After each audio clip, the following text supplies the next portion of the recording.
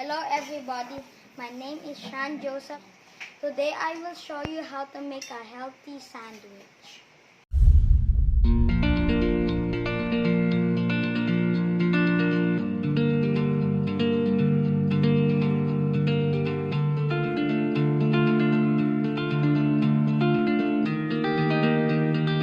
For today's recipe, we need the following ingredients. Sliced fried chicken fillet. We fried it with all-purpose flour, salt, and pepper. Lettuce. We need this vegetable to make our sandwich more healthier.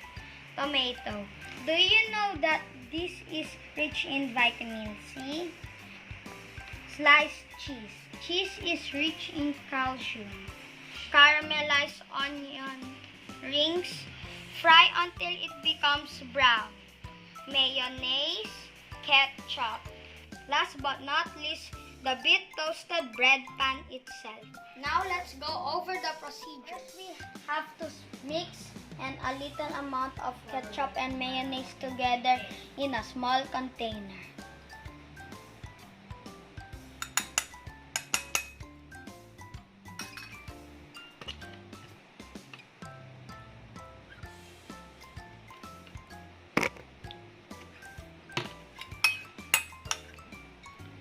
Stir it until it's properly mixed.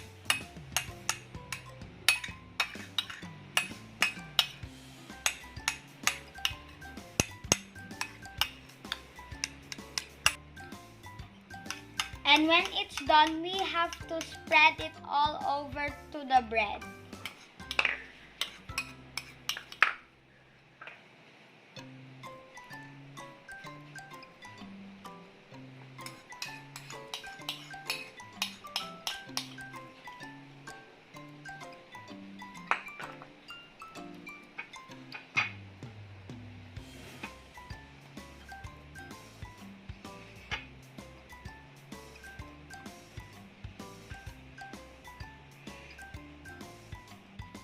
Then we will add the following ingredients on top. Caramelized onion rings.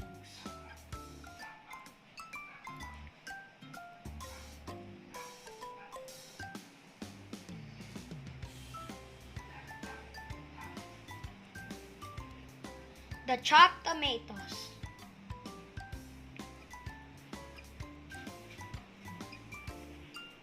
The green leafy lettuce.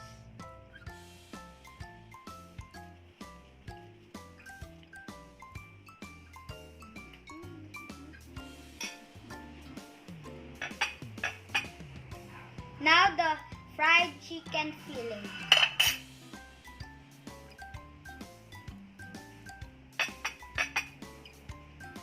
The sliced cheese.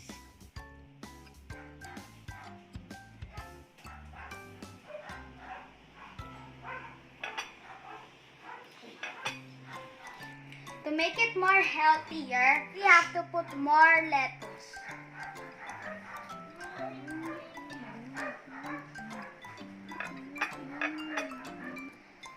To finish it, we will cover it with another sliced bit toast pan bread.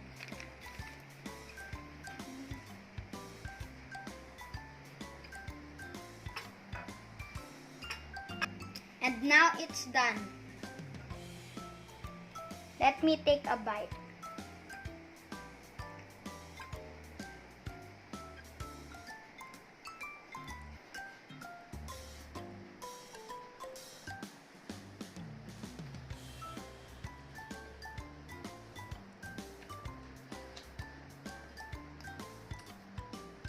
Yummy.